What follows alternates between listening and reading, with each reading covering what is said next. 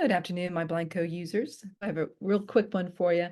We've added a few months ago, I don't know if you guys have noticed, but wanted to bring your attention to, you can now change the ship to location when you send orders in, send purchase orders in to the manufacturer. So if you haven't noticed, when you go to the purchase order, just check out this drop-down list.